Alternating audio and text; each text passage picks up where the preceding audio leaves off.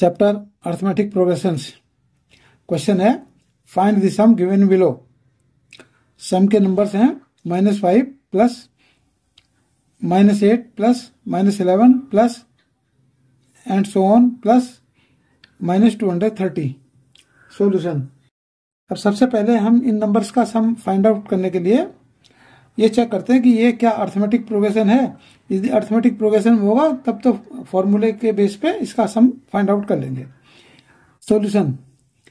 अब difference of consecutive terms. सबसे पहले कॉन्जिक्यूटिव टर्म्स का डिफरेंस फाइंड आउट करते हैं। यदि कॉन्जिक्यूटिव टर्म्स का डिफरेंस इक्वल है तो ये अर्थमेटिक प्रोग्रेशन होगा। तो इसलिए हमने सेकंड टर्म से फर्स्ट टर्म माइनस किया। पहले तो हम ये नंबर्स लिखते हैं -5 plus -8 plus -11 plus dash dash dash plus -230। अब यहाँ पर जो फर्स्ट टर्म है, अब हम पहले डिफरेंस ऑफ कॉन्जिक्यूटिव टर्म्स निकालते हैं। तो कॉन्जिक्यूटिव टर्म्स का डिफरेंस A2 - A1, यानी कि सेकंड टर्म में से फर्स्ट टर्म माइनस कर रहे हैं। सेकंड टर्म में -8 माइनस माइनस फर्स्ट टर्म किया तो ये हमारा हो गया इक्वल टू -8, और ये माइनस माइनस प्लस हो जाएगा +5 and that is equal to -3। अब थर्ड टर्म से सेकंड टर्म माइनस करते हैं। थर्ड टर्म में है -11 माइनस सेकंड टर्म में है -8, तो ये हो गया हमारा -11 minus minus plus 8 is equal to -3। Therefore these numbers are in arithmetic progression, क्योंकि ये consecutive terms का डिफरेंस सब जगह कांस्टेंट है। Difference of consecutive terms A2 - A1 is equal to A3 - A2 is equal to -3।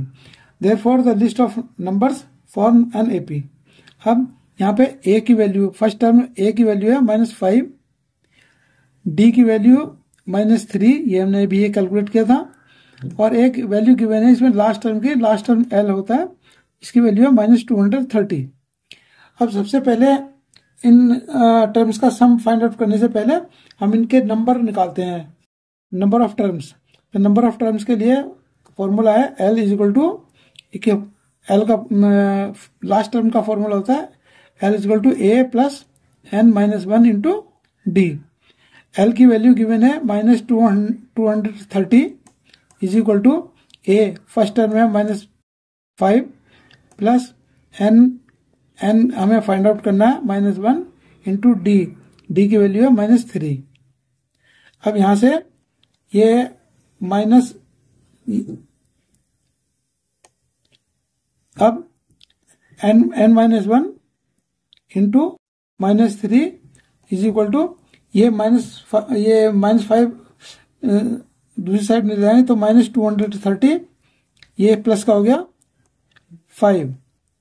Therefore n-1 is equal to ये -230 है plus 5, तो ये आ गया -225। ये अपॉन में 3 था तो -3 कर देंगे। अब हमने डिवाइड किया तो ये आ गया हमारा 75। माइनस से माइनस कैंसिल जाएगा, 3 से डिवाइड किया तो 75 आ गया। ये वैल्यू है n-5 की। अब n इज इक्वल टू आ गया 75 प्लस 1 इज इक्वल टू 76। तो ये नंबर ऑफ टर्म्स जो है इसमें 76 है। नंबर ऑफ टर्म 76 आ गया। अब we know sum of AP। Sum का फॉर्मूला होता है, सम का formula SN, n number of terms का sum A n/2 A plus L। Therefore अब ये नंबर ऑफ टर्म्स 76 हैं, तो S76 is equal to n के लिए लिखा हमने 76/2, A है हमारा -5 और प्लस, और L है हमारा -230। देयरफॉर तो ये वैल्यू आ गई हमारी 76/3, 76/2, और ये भी माइनस है, ये भी माइनस है, तो ये हो गया -235। इसे सॉल्व किया तो ये आया हमारा 38 आ जाएगा कट के, और 38 को -235 से मल्टीप्लाई करेंगे तो -8930। thus the sum of list of numbers is -8930। यही इसका आंसर है। And thanks for watching.